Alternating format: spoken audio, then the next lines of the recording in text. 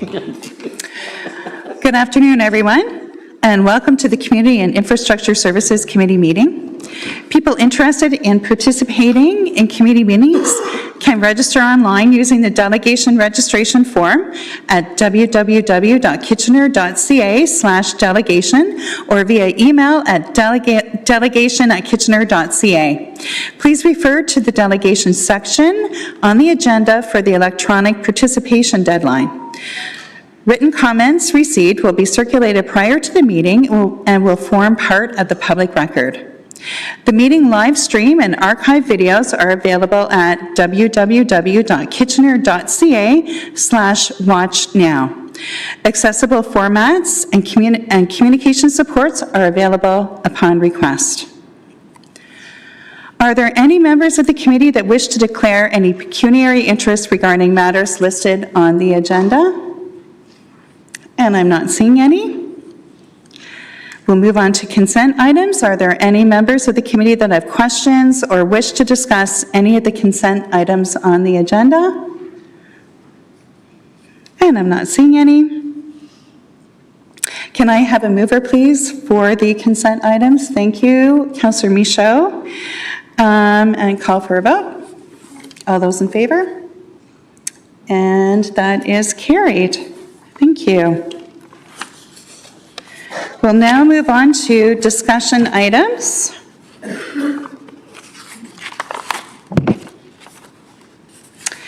We'll move on to 5.1, our Kitchener Indoor Recreation Complex Operating Model, CSD-2025-250. And Christine Baker, Customer Experience and Solutions Manager, will have a 5-minute presentation for us. Please go ahead. To provide the operating model staff have developed for the city's new indoor recreation complex, which is scheduled to open next year. Currently under construction and set to open in 2026, the Kitchener Indoor Recreation Complex, or KIRC, will be one of the premier indoor recreation facilities in Kitchener and one of the best indoor turf facilities in all of Ontario.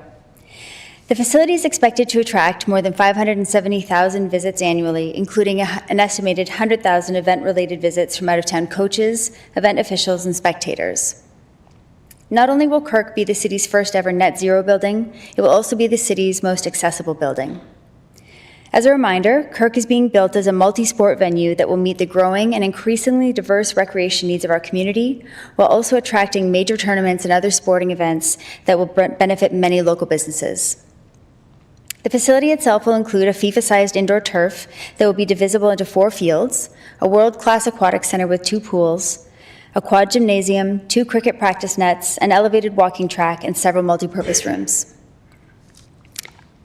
Today, we're excited to share with Council an operating model, including a staffing model and operating budget that supports the operation of the KIRC as Kitchener's premier indoor recreation destination by ensuring a great customer experience for residents and visitors alike.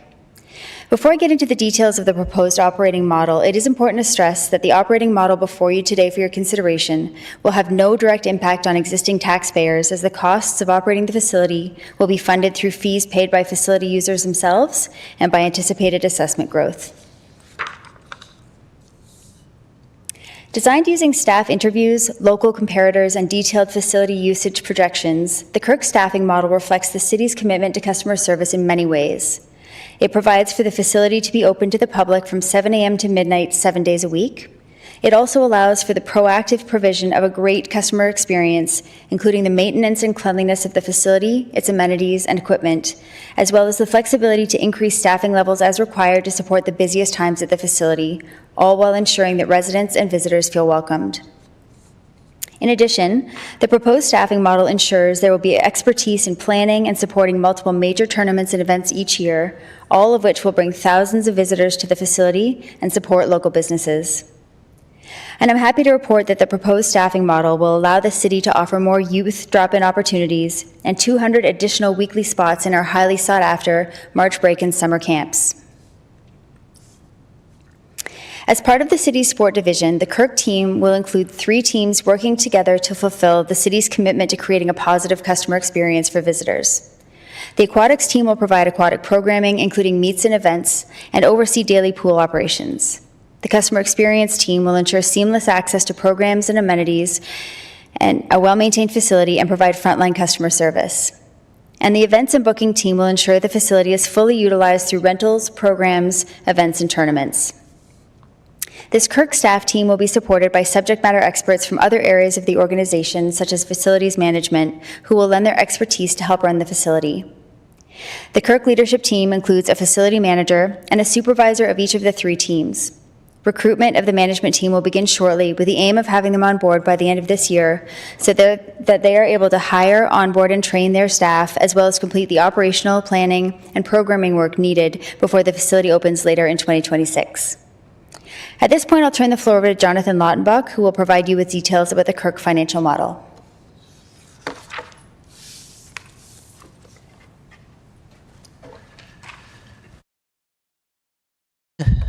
So when we look in the report, I wanted to cover a few slides on the financial model and the operating budget. And I think it's important to note that as we were setting the capital budget for this facility, we were already thinking about the operating impacts of when we open the facility down the road. And so we had a provision that we had created for Kirk operating costs when we were preparing the previous budgets, when we're looking forward to 2026 and the opening. And I'm pleased to say that the proposed operating budget aligns with those original estimates. And the reason that's important is it essentially means that there will be no direct impact on existing taxpayers because the facility will be, operating costs will be fully covered by user fees that we are expected to charge for the facility, and also anticipated assessment growth both in 2026 and 2027. So if committee supports the recommendations today, we'll be building the operating costs into the 2026 and 2027 budget, and certainly can still maintain council's commitment to reasonable tax rate increases as part of those budgets as well. There will be some costs that we'll be looking to, that will be incurred in 2025, particularly around the hiring of some management staff to bring on those staff ahead of other staff that need to be hired for the facility so that it's ready to open in the summer of 2026. And those costs will be built into and covered within existing budgets where possible. And we'll use the Tax Stabilization Reserve Fund to cover any variance or impacts in 2025 if necessary.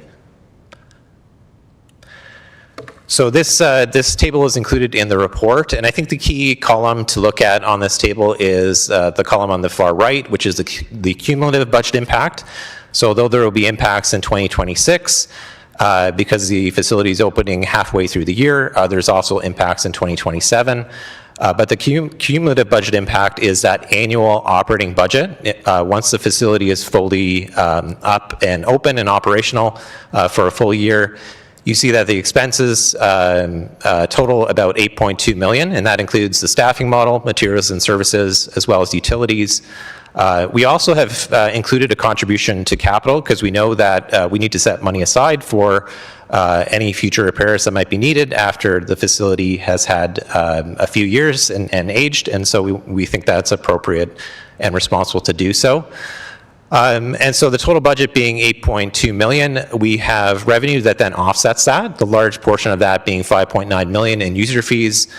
We have other revenue, which includes things such as concession revenue that will operate out of the facility, and then also solar roof revenue. We will have solar panels on this facility, and so that revenue will help offset the utility costs associated with the operating the facility itself. And so the net operating budget impact, after you consider $6.4 million in revenue and the $8.2 million in total expenditures, will be $1.8 million in total. And as indicated, that will be fully covered through additional anticipated assessment growth that we expect to receive both in 2026 and 2027. And that assessment growth won't only cover the operating costs for this facility, but other growth-related needs as we normally do through the operating budget to try to address impacts that we're experiencing related to growing as a community.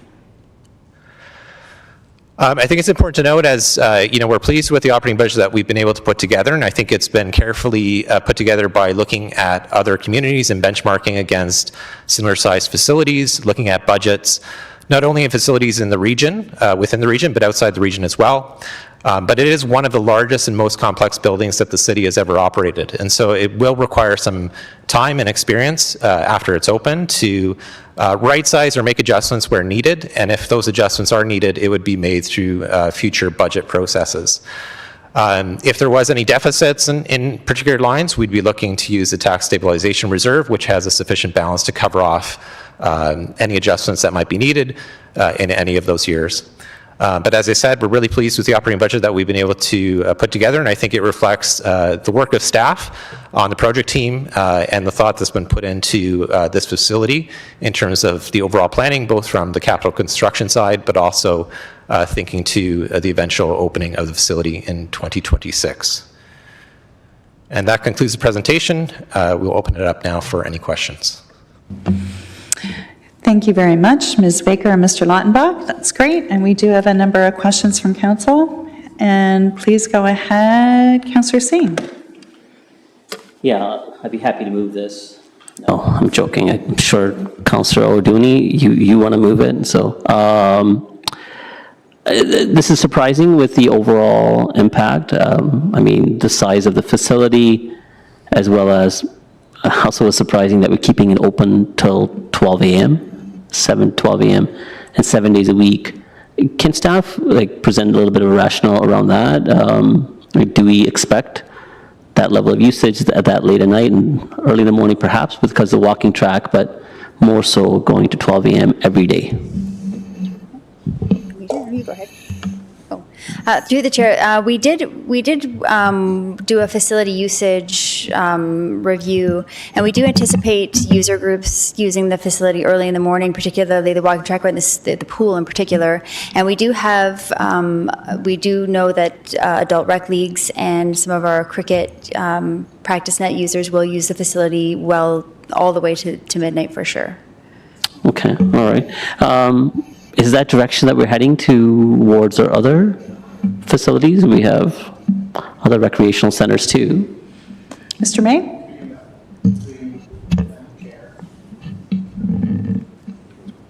Through you, Madam Chair. Yes, where there's a demonstrated need. So if there are arenas where we see more time usage, we would look at that. I'm very confident. In fact, I think that there will be pressure even with the operating hours that we're including in the proposal today. No, I mean, I guess if we have the data, it just goes to show the level of demand that exists in the community. And I think it makes a rationale why it's important for us to have built this facility. And of course, the amenities that are being offered there. So I really do hope that it's bursting from the seams till 12 a.m. and maybe longer, like Councillor Ioannidis in the background is saying, maybe 24 hours a day. I was reluctant to bring this up. I had a brief conversation with staff, seeing the other revenue. One of the things I wanted to ask is about is the facility licensed? Again, we are catering towards moving in the direction of hoping that it will be a sought-for destination for tournaments, so we're attracting people from the outside. I understand there's some opportunities for licensing some areas.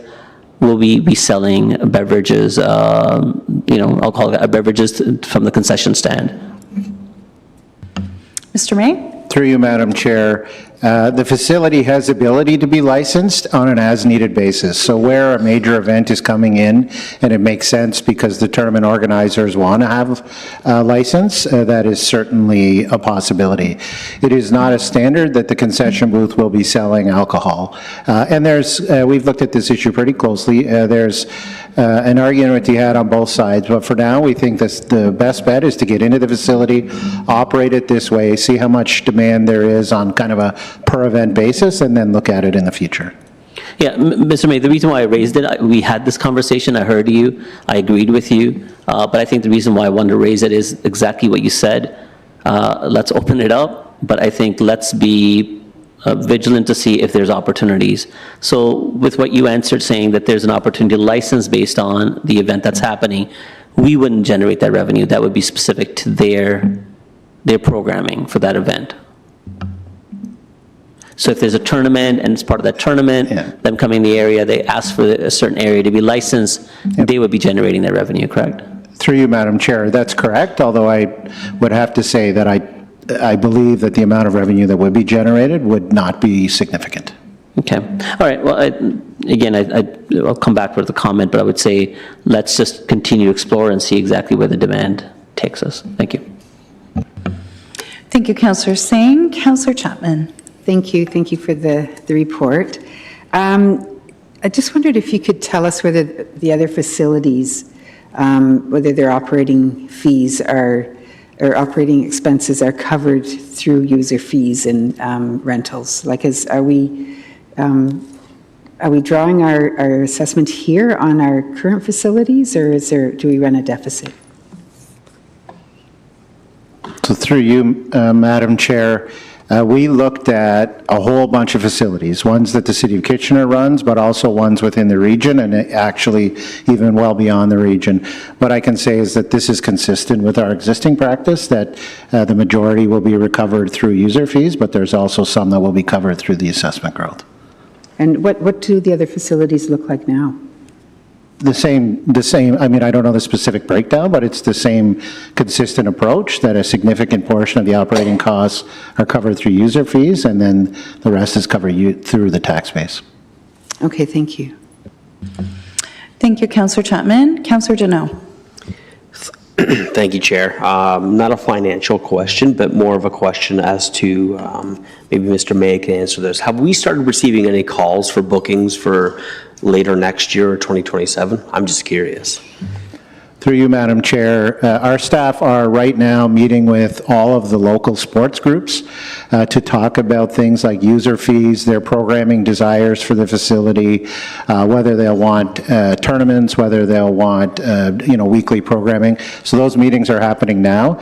In terms of large tournaments, while they're still confidential, I can tell you that we have already been approached by some groups looking to host at our venue. Awesome. Thank you. Thank you, Councillor Deneau. Councillor Stratch.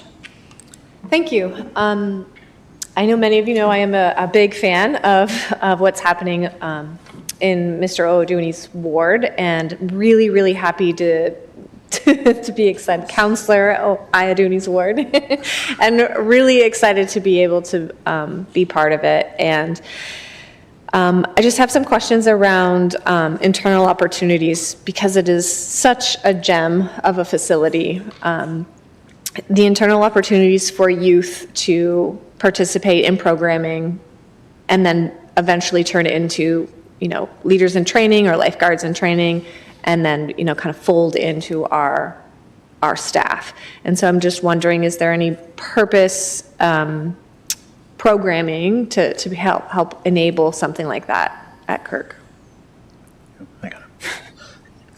Through you, Madam Chair. Yes, as Ms. Baker mentioned earlier, so there will be 200 dedicated camp spots, and that'll be a new type of camp that we'll offer, which will be specific to sport. And so it will utilize all amenities of the facility, the pool, the turf, and the gym. There will also be more youth drop-ins offered than at any other facility. So right now we offer a good amount of youth drop-in, but at gyms. Now, we'll now offer them at gyms, but we're going to also offer them on the turfs. So it's a great opportunity to attract different youth. And then in terms of the aquatics programming at the facility, all I will say, under the leadership of our manager of aquatics, I only see the leadership component of our aquatics programming growing exponentially at this new facility. That's great. Thank you. Thank you, Councillor Stratch. Mr. Mayor, please go ahead. Yeah, thank you very much, and thank you to staff for preparing the report that's in front of us.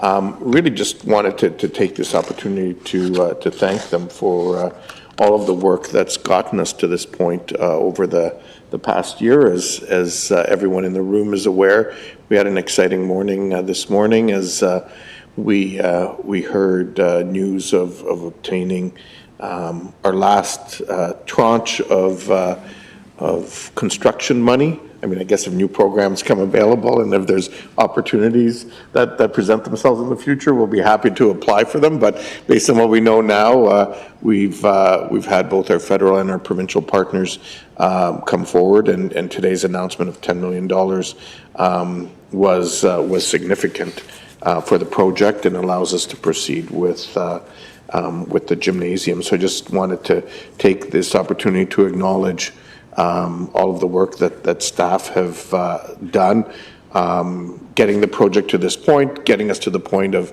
being able to raise that final beam on the field house.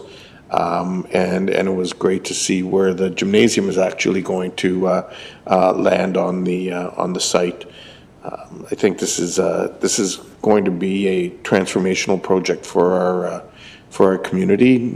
Sure, yes, for Ward 5 and in terms of it meeting its recreational needs, but it's going to really serve our entire community and beyond, particularly in terms of its sports tourism potential. So well done, and this report is just the next logical piece of it, and I think, like many of us, we're happy to see that that'll be possible without a direct impact on our taxes. Thank you, Mr. Mayor, who went straight to comments. Councillor O'Donoghue, please go ahead.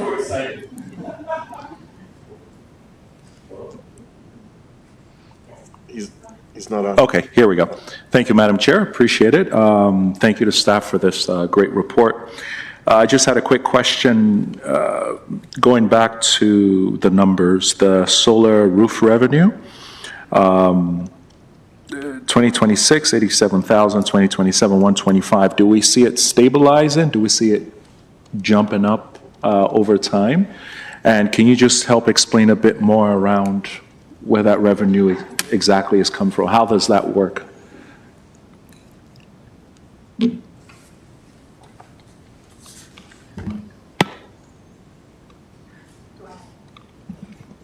So through the chair, in terms of the revenue offsets for the solar, in 2026, the facility will be open in summer, and so the revenue projections on that is for approximately half the year in terms of offsets, and that's why you see that number growing in 2027 and then stabilizing in terms of the overall revenue to be generated by solar. Both the gymnasium and the field house have solar arrays, and so we're really maximizing the amount of solar generation on the facility. And then those revenues would go to offset then electrical costs associated with running the facility. So it's a direct offset of our costs. Okay, thank you. We're willing to move this when the time comes. Thank you. Thank you. I will come back to you. Yeah. I have a question as well. And first of all, I also wanted to reiterate what an exciting day today was. That was amazing to actually see how far along the Kirk has come. It's pretty incredible from our groundbreaking last year to where we're at today. I'm wondering if you can just comment, please, on a little bit more on the user fees. Obviously, we're going to be pulling in users from lots of other communities too, which is incredible. We absolutely want to be doing that, but I'm wondering if you can maybe just talk a little bit about what Kitchener residents pay, maybe what other people from other communities pay as well. Will it be run on a first-come, first-served basis, the way that our community center programming is, that Kitchener Center's residents can sign up for things first? If you can comment on that, would be great. Thank you. Sure. Thank you for the question, Madam Chair. There is more detail in the report, but I'll speak at a high level. So our general philosophy, this will be the best rec facility in Waterloo Region. There's just no doubt about that. So I want to state that plainly because it does influence the user fees. So what I can tell you is that staff have done a tremendous amount of work to try to figure out where the user fee should fall in a way that is competitive, encourages youth by priority groups like youth. So as an example, our youth affiliate groups will pay the lowest of any of the rates for the facility because we want to encourage youth to be active and participate in sport. There will be rate that is higher than what the youth pays, but lower than your standard rental for sport groups that run, really that purchase in bulk, that will run leagues. And so if they're committed to us, we're committed to them. So it's another example of being strategic in our user fees. But I think what you're mostly getting at is that this facility, I mean, I say it's going to be the best in Waterloo Region. Certainly the turf and the gymnasium, the turf in particular, but the gymnasium as well, will be one of the best in the province. And so that's great because it'll attract a lot of events, but the risk we run is that a lot of people from out of town will come and book space, and Kitchener users won't be able to use it. So we will have a rate specific for people booking from out of town that will be the highest rate we will charge. That way we make revenue where they're still interested, but at the same time, we ensure that the facility isn't just flooded with out-of-town users. Thank you. That's exactly what I was looking for. I appreciate that. Okay, I'm not seeing any other questions from council. We'll go to Councillor Owadani to move it, please. Okay, I don't remember the protocol around this, but I am looking to move that the report brought to us is approved, correct? And a seconder? Thank you.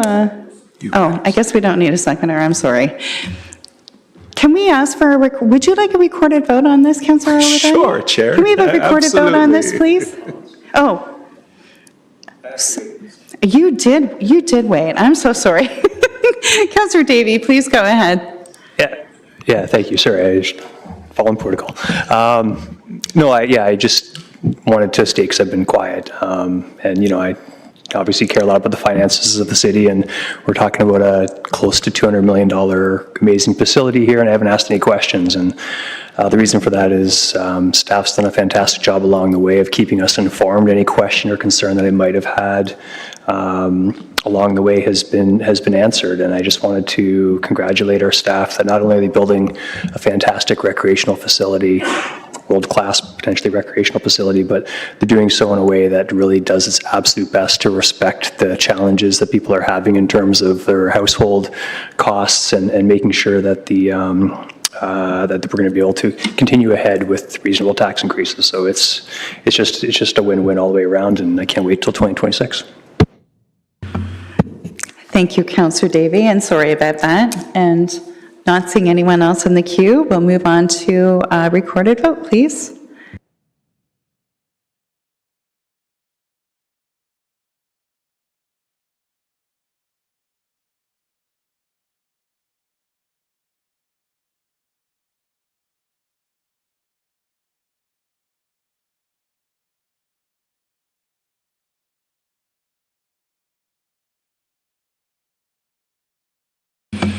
And that carries unanimously. Thank you.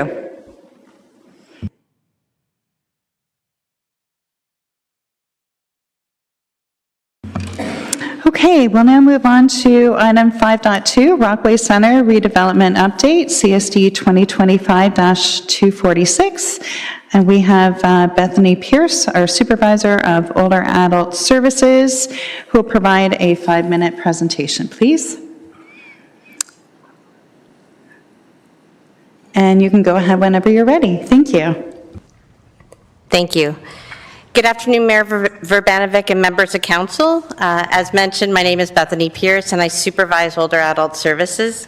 In my role, I connect with Kitchener's older adult population on a daily basis, and I really get to see firsthand just how our programs and services positively impact the lives of so many of our residents.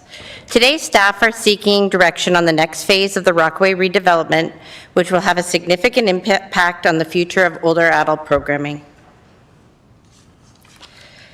The redevelopment of Rockaway Centre has been discussed for many years. Council provided previous direction in 2010, 2013, and 2019 to pursue a partnership with the private sector to redevelop Rockaway Centre into a medium to high density residential building that includes a ground floor older adult community center, as well as possible ancillary, medical, dental, retail, and office type uses. In April 2024, Council approved a 3-phase plan to redevelop Rockaway Centre. Both Phase 1 and 2 are complete. Staff are ready to move to Phase 3, which brings us to today's discussion. In 2024, staff led a community engagement process to better understand the atmosphere, site features, and program offerings residents would like to see in a new older adult center. I will share a high-level overview of the engagement results before outlining the details of the next phase of the project. Our engagement tactics included online surveys, in-person conversations, site visits, and events like Rockin' and Rockway, which we saw so many of you attend. Based on the engagement results, we learned the top features are a cafe or a coffee shop, fitness room, outdoor spaces, on-site parking, drop-off and pickup zone. We also heard that 60% of the respondents want space for socializing or casual interactions. Overall, 50% thought that they would like an outdoor space of some kind and find it very valuable. Accessibility, affordability, and safety were key themes that emerged in the consultation. Residents also expressed that they would like a wide range of programs and services. The older adult population that is looking for active recreation, and they're also looking for things like cards and games, arts and crafts, and health and wellness workshops. Based on the input collected through user group and community engagement, as well as subject matter expertise, staff developed a list of deliverables for a new older adult center. This list strongly reflects the community input collected through the public engagement process. Taken together, these deliverables would result in a center that is approximately 8,200 square feet larger than the existing Rockway Center. It would also feature 800 additional square feet of outdoor space and 50 additional parking spaces than our current facility. This would be the city's largest community center. Based on the results of community engagement, staff are recommending that the following requirements be included in a new older adult center: 21,000 to 26,000 square feet, 1,200 to 1,600 square feet of outdoor space, a minimum of 150 on-site surface parking spaces, a drop-off and pickup zone near the entrance of the building, close to the LRT and/or bus routes, a double sport gymnasium, a multi-purpose fitness room with appropriate sport flooring, a large space for creative art programming like pottery and painting, a billiards room, one large and one medium multi-purpose room for programs, meetings, and events, a warming kitchen, large lobby space with cafe and lots of comfortable and accessible seating. We will have staff workspaces and a welcoming service counter. Accessible and universal washrooms. The whole building will be fully accessible and will be built to a higher accessibility standard than what provincial legislation dictates. In addition to the listed deliverables, staff are also seeking direction from council to explore an alternative location for the new older adult center. The existing site has not been ruled out. However, there are many reasons why the city should consider alternate locations within a 1.5 kilometer radius of the existing site. First, by building at another location, we can keep the existing facility open and minimize program disruptions. If construction on the existing site is required, it will cause significant disruption and inconvenience to Rockway users, and potentially a facility closure during the construction period, which can last for several years. Second, the city can likely build something faster on an alternate site. By partnering with a developer that already owns property and is ready to build, we can more likely build a new facility faster than we would if we stay on the existing site. And last, by going to an alternate location, it provides the city with an opportunity to sell the existing Rockway site and reinvest those funds into the development of a new facility. 10 years ago, City Council allocated $6 million into the capital budget. With rising inflation and construction costs, there will be a significant gap in the funding required versus the funding available for this project. Again, there is no final decision about the location of the new older adult facility. Staff are asking council to consider proposals from developers within 1.5 kilometers of the existing site including the current Rockway Center for this mixed-use project. That concludes the presentation, and we're happy to take any questions. Thank you so much, Ms. Pierce, for your presentation, and we do have a number of questions. Go ahead, Councillor Chapman. Yeah, thank you. And when it's appropriate, I'm happy to move this. But I did have a couple of a question anyway. Can you think back to 2010, and maybe you weren't here, but what's changed and what's been proposed for the adult center? Because I know there was a lot of pushback at that time. Mr. Hildebrand? Yeah, I think I'm the only one that's been here since then. Through the chair, what has changed is that you'll recall that when we initially brought this proposal forward, we did an initial feasibility study. So we looked at a number of alternatives, probably around 8 options, and you will recall that the option that was most popular was to consider the existing site and a public-private partnership as well. So we've been going based on that recommendation. We've been moving forward. So, and we've also been engaging the Rockway community along the way, just giving them updates, frequent updates, yearly updates on where we are in the process. And we've been trying to stay transparent with that. Okay, I'll have comments later. Thank you. Thank you, Councillor Chapman. Councillor Schneider. Thank you, Chair Johnson. Bethany, thanks so much for coming in and all this great work you and your team have done. I had a blast at the celebration last summer. Councilor Chapman was there as well. Hearing directly from the residents was very impactful for me, and it's great to see you've captured what they're asking for. With this building, it's their meeting place, but are there things now that aren't really possible to do because of the restrictions of that building and some of the things that are being asked for? Sure, I'd love to comment on that. The current facility does not have a gym, so that really limits programming that we can provide. What we're hearing loud and clearly from older adults is that they want more active recreation. So sports, so if you love sports when you're younger, you'll still love sports when you're older. So the gym will really be amazing to have in this facility. As well, Rockway has a lot of very small rooms, and it limits the number of people that we can serve in a class. We don't want huge classes, but we do have waiting lists and would like to serve more people, and these larger rooms will allow us to do that. Okay, and the meeting room that you're talking about, I know one of the things that's very popular is the Rockin' at Rockway program that happens throughout the summer outdoors. Would this meeting room allow for more events like that to happen indoors when the weather isn't so nice? I believe so. It's really hard to visualize it right now, but certainly having a gym would allow us to have bigger events and activities. But certainly having even just the larger patio will allow us to accommodate more people at Rockin' at Rockway.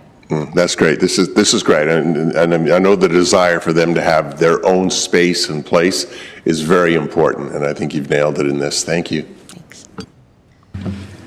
Thank you, Councillor Schneider. Councillor Michaud. Yeah, thank you, Bethany, for your presentation. This is very exciting, all these plans that you've brought forward, and this is actually my old home space where I just grew up just up the road from there. So I'm very familiar with Rockway when the Bigamans had the banquets there. My sisters worked there. So it is an old building and the rooms are very small, and I think that a larger facility would be best and benefit more people. I'm just wondering, when you said within a few kilometers from where it's existing, does that mean I will ensure it's on a transit route? Go ahead. Through the chair. Our intention is to have the new facility as close by to an LRT or stop or bus stop as possible. It's something that we heard loud and clear through the community engagement. Yeah. Okay. All right. Thank you. Thanks. Good work. Thank you, Councillor Michaud. Councillor Stretch. Yes, thank you. I have a question, and I also have a proposed amendment. So my first question, I guess, is around the parking and being close to transit. So that's quite a few parking spots, but I understand that that's been feedback that you've received. So I'm just wondering, far off in the future, if we don't need that same parking, is that space able to be programmed in the far off future?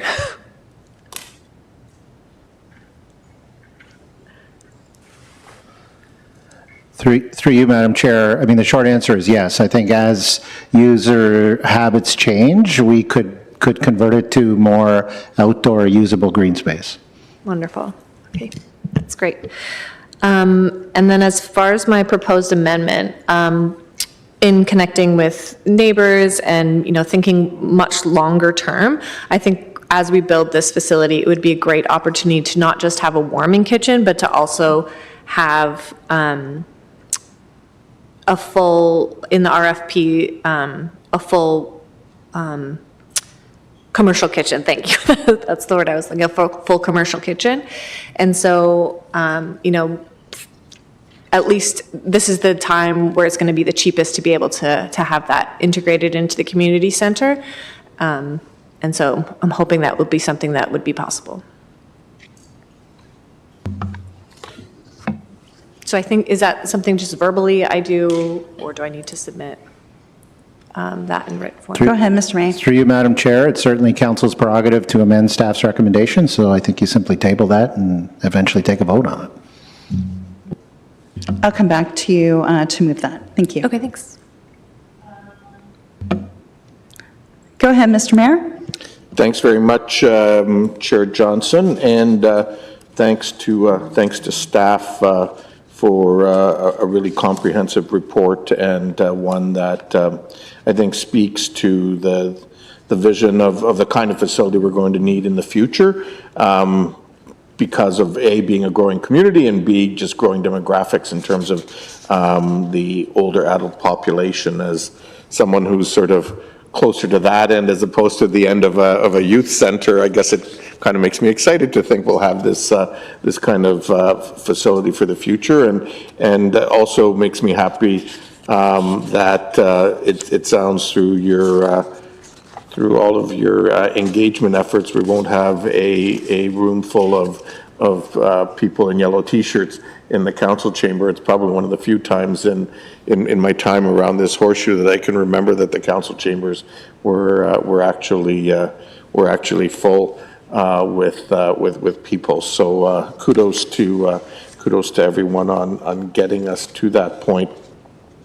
I just want to touch briefly on just the issue of the new older adult center, and I like the fact that you've sort of got two notions here. One is building on the existing site, and one looking for something within 1.5 kilometers of it. And I'm just, is this, like, to me, this makes a whole lot of sense, and I'm just wondering if you can speak a little more about the engagement with the older adults and on this, and their receptiveness to it, because it seems to make, I think it would help us a lot, particularly in terms of construction and keeping the place open.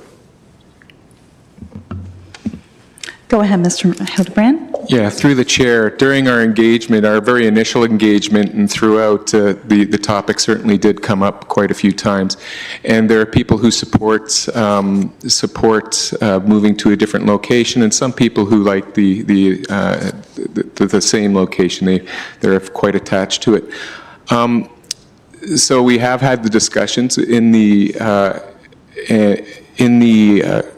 questionnaire to the public. We didn't ask the question specifically, but we found that there's been quite a good amount of support to considering within a 1.5 kilometer radius.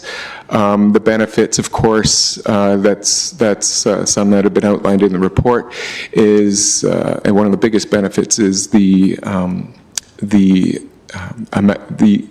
the programming, the existing programming won't be impacted while the facility is being built. If it was built on site, then there could be some significant impact to current programming, and that was a bit of a concern. The transition would be much easier. Also, the other benefit was that we could leverage the existing land to go towards the existing site. So Rockaway Advisory Committee acknowledged the benefits to that, and also Max. So we have good support to that. The biggest thing is that we've been transparent in what we've been, that there's opportunities. If there's opportunities, we're going to be looking at them and then bringing them back for final approval. Great, thanks for that. On the issue of partnerships, this came up, it did Mike Farwell's show this morning, and you know, one of the questions I got asked is, well, are partnerships, you know, is this sort of the way of the future? And I said, well, actually, it's the way of the past. I mean, as a city, we've had a long history going back to Forest Heights Pool and Library that was built in the 70s, a number of our libraries that are built in conjunction with high schools. We have a community center that's in lease space, and other things. I guess the only new part to this is where this could potentially be either a private or a public sector partner, I'm guessing. Is that the thinking? Through the chair, yeah, we'd be open to public and private partnerships, and they're working quite well. As you know, our next community center that we're building, the Williamsburg one, is with the school board. We're looking forward with anticipation to that site. So, yeah, it is a good way of doing business from my perspective in the community. You're able to leverage a number of different things for the community. Awesome, thanks. And Madam Chair, my last question was actually kind of already alluded to by Councillor Stretch as with her amendment, so I won't ask the question, and at the time we'll be happy to support her amendment. Thank you, Mr. Mayor. Councillor Donnell. Thank you, Chair, and thank you, Stephanie. I didn't even think of that, and that's a great addition if that can come to fruition. Because you know I love myself some seniors, and you know I do. That's who I work with, and so it's great that we're going to be having a larger footprint for them to do some of their programs in. And so, you know, obviously it's a significant expansion in size from where we are now to where we will be. So how many more seniors will we be able to, or will be able to access programs? You mentioned there's a wait list for some programs. And so is there an idea of how many more we can actually bring in? Anybody? Who would like to answer that? Mr. Hildebrand, go ahead. Through the chair, this would be a guess. We haven't really taken a look at, there's a number of factors that we're considering here. So the number of programs will shift just because of the access to different programming. So the way that I've been looking at it is, it's not necessarily the number of older adults that we can bring into the facility, which is very important, of course, but it's the scope of programming we can provide. So if you look at what we have currently, we have a number of programs in a number of rooms that aren't specifically made for recreation programs. And so what this new facility does is it opens up the opportunities vastly. It creates facility spaces that are flexible for programming for seniors. So the amount of programs and the scope of programmings will increase vastly, and I think we'll be able to reach a farther stretch of seniors. So in that capacity, I think we'll be really expanding the number of programs that we'll be providing. Right. Awesome. No, yeah, that makes sense. And to go along with Councillor Stretch's question about parking. I didn't see it in here, maybe it wasn't here, but how many of the clients drive now versus using public transit? Ms. Foltz? Through the chair, I don't have the exact number. It probably depends on the day and the program that's running, but I would say a significant amount are driving to the center. And if they're not driving, they're getting dropped off by vehicle, which is why the drop-off zone came up as a top site feature. Okay, awesome. Thank you. Thank you, Councillor Janot. Councillor Chapman. Yeah, I just had a question about the kitchen. Like, what would that look like, and what would the expense to the city be? Do you have any idea? And would it be like a full commercial kitchen, or would it just be the rough-in of a kitchen, or? I mean, that would have to be decided, I presume, but. Through the chair, the scope and the size of the kitchen would depend on the cost, but commercial kitchens, including the venting, the fire suppression, other things, could run as much as $800,000. That's fully installed? It would depend on the rest of the building mechanical, but yes. Okay, thank you. Okay, I'm not seeing any comments from council. Anyone have comments? If not, we'll move on to Councillor, Mr. Mayor, go ahead. Yeah, just briefly from a comment perspective, this is going to be really important, I think, for our community. I think for those who were around the last time we dealt with this issue, they'll recall there were a lot of passionate older adults, and the fact that we've been able to get so much time really since then to now really is a tribute to both our facilities management staff and our community services staff who have made the facility the success that it's been in the meantime.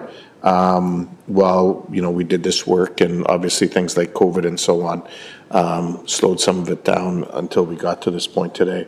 But I'm excited about it. I think it'll be a great facility for older adults, and also have potential for other community use based on the size of it in the evenings and on weekends when the older adults aren't using it. And we all know, I mean, there's not a week almost that doesn't go by that I'm not getting requests from community groups for space. And part of that includes a real need in more of our facilities with commercial kitchens. Retrofitting them is extremely expensive, and so seeing that going in as an addition, assuming Councillor Stretch's amendment passes, I think makes a lot of sense to do that now. Thank you, Mr. Mayor. Councillor Ioannidis. Yeah, thank you, Chair Johnson. Kind of glad to finally see this here. I feel like we needed an older adults facility for quite some time, and I know it's with our aging population in our community. This will be quite the facility, and it'll be something that I think hopefully will help alleviate some of the other programming in the other facilities as well. But I think overall it's good to see that it's finally here, and love to see this project keep moving forward. Thank you, Councillor Ioannidis. I'm not seeing anyone else in the queue. I just wanted to also make a few comments and just say thank you so much. This is a really exciting report, a really exciting concept for our senior center. One of my favorite things that you've done in this is that you've made it flexible space for the most part, and I think that's really important. I mean, I don't know when I first heard about pickleball, like I'm quite sure it was maybe 10 years ago, and look how it's exploded. Maybe that's just me, perhaps, but we don't necessarily know what are going to be the trends in the future, so keeping the space flexible I think is really important. So thanks for thinking about what the programming needs are and trying to think about what's that overall big picture, but really keeping in mind the seniors at the heart of it. So thank you, really, really great job. And not seeing anyone else, I'll move to Councillor Stretch for her amendment, please. Do you want to key in? And there you go. Thanks. So the amendment states that staff will be directed to include a commercial kitchen in the list of requirements for the request for proposal, the RFP, to support the future programming and rental needs of the facility. Thank you. And do you have a seconder? Councillor Schneider? Okay. And do you want a recorded vote? Sure. Okay. Okay. Thank you. Okay, everyone, go ahead and vote.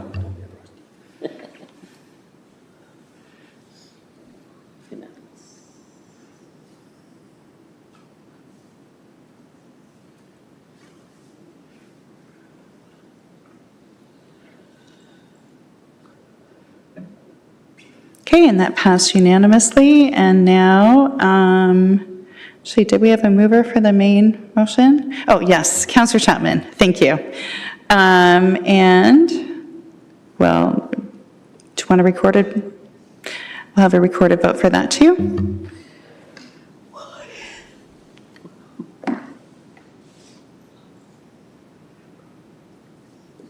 And that passed unanimously. Thank you, everyone. Okay, we'll now move on to information items, 6.1 Automated Speed Enforcement Update, DSD 2025-270. Do we have any question? Oh, sorry.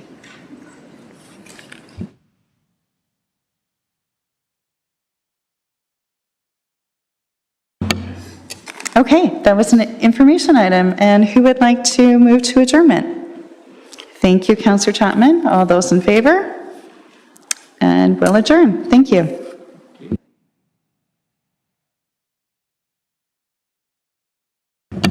Have a 10-minute break and start again at 3:40. Thank you.